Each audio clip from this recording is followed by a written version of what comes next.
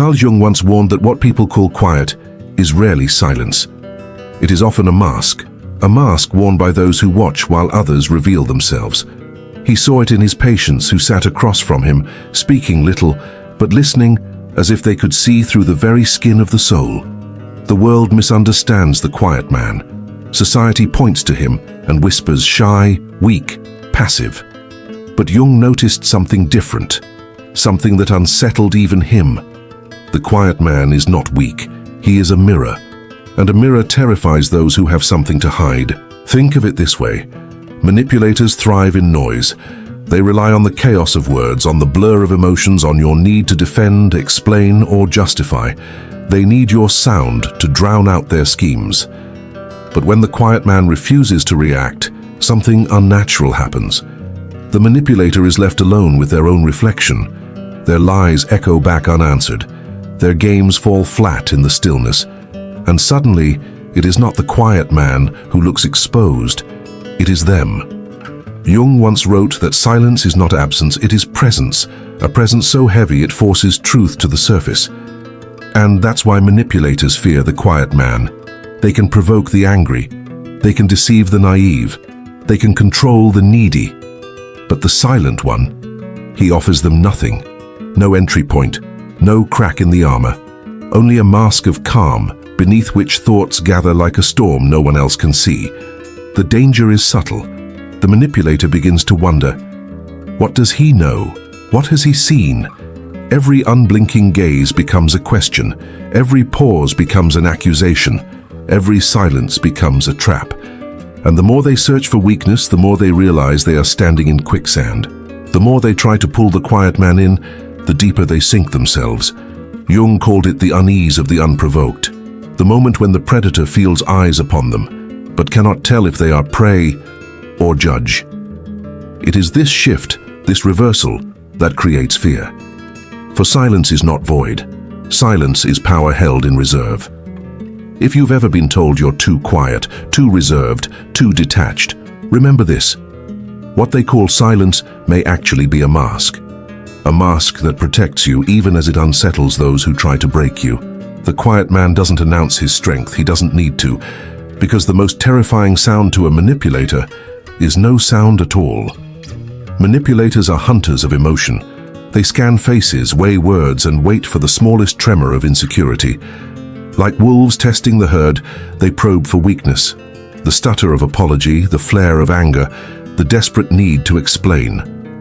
Every reaction is an opening. Every defense is a door. But Jung warned of what happens when they meet the one who does not flinch, the quiet man, the one who listens, who nods, who does not rise to the bait. At first, the manipulator mistakes this calm for ignorance. They press harder, expecting cracks. They exaggerate, they provoke, they sharpen their claws. And then it happens, the moment Jung called the predators panic, because silence does something terrible to a manipulator. It reflects. It holds up a mirror so still, so unforgiving, that they begin to see themselves. Every false story echoes back, unanswered. Every feigned emotion collapses without validation. And in the stillness, the manipulator feels what they spend their lives avoiding: exposure. Notice the shift. Their voice grows louder, too loud. Their laughter turns brittle, their words repeat themselves. The mask they wear begins to slip, not because you attacked it, but because you refused to play the game. This is the secret Jung discovered. Manipulators do not fear confrontation. They fear irrelevance. They cannot control what they cannot provoke. The quiet man is not resisting them. He is starving them. Each silence is a closed door. Each pause is a wall. And the manipulator, once so certain of their power, begins to drown in their own noise. Jung wrote that in this moment, the predator senses the shift of gravity. They are no longer the one dissecting. They are the one being observed. The still gaze of the quiet man becomes unbearable, not because it accuses, but because it reveals. The manipulator begins to ask, what does he see? What has he already understood? And it is that uncertainty that breaks them. Predators panic not when you fight back, but when you refuse to fight at all. Silence becomes their undoing. Because what they fear most isn't anger or resistance or even hatred. What they fear is clarity. And clarity always belongs to the one who watches. Jung discovered that silence is never empty. Behind it, the quiet man is building. Every pause is an archive. Every glance is an entry in an invisible ledger. While the manipulator grows restless, mistaking calm for passivity, the quiet man is gathering patterns with the patience of an archaeologist. He does not interrupt. He records. He does not argue. He observes. He lets others talk, because talking is confession. And in every confession, no matter how disguised, the truth leaks through. Jung called this gift strategic empathy. Not the empathy that bleeds, but the empathy that maps. A quiet man can trace the fault lines in another's psychology simply by watching. The twitch of an eye, the hesitation in a word, the nervous laugh that hides a wound. Each detail becomes a thread in his tapestry of understanding. The manipulator assumes silence means ignorance, but silence here is surveillance. The quiet man does not seek to win arguments in the moment. He seeks clarity beyond the moment. And when the map is complete, when every weakness has been charted, he does not raise his voice, he raises the truth. Jung compared it to a surgeon's hand. Not chaotic, not emotional, but precise. A single sentence delivered without anger can dismantle months of deception. A single observation spoken in calmness can pierce the armor of denial. The manipulator expects chaos, shouting, pleading, emotional fireworks. What they receive instead is something far more dangerous, revelation without drama. The quiet man knows that power is not in the volume of one's words, but in their accuracy. And accuracy comes from patience. Patience to watch, patience to wait, patience to strike only once and never miss. This is why Jung warned, never underestimate the man who says little, because his silence is not surrender, it is calculation. And when he finally speaks, it is not noise, it is judgment. The kind of judgment that does not need to shout, because it lands with the weight of undeniable truth.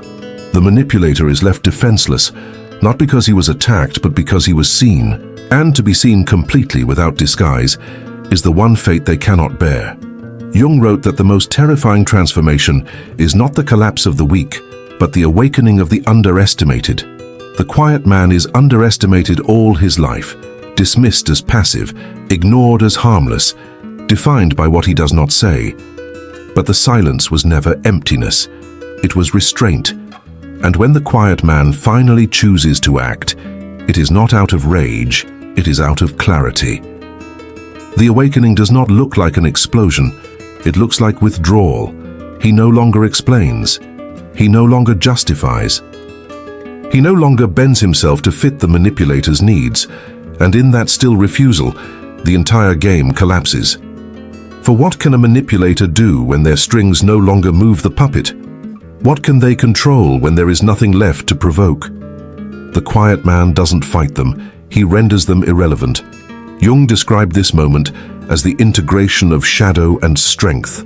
The quiet man stops apologizing for his perception, he stops doubting the truths he has always seen, and in that union of silence and certainty, he becomes untouchable.